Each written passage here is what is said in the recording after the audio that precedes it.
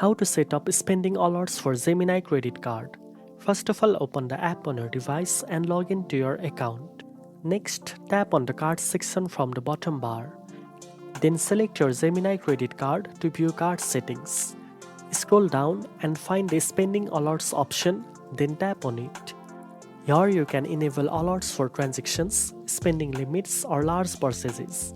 Customize the alerts according to your preference, such as daily, weekly or per transaction notifications.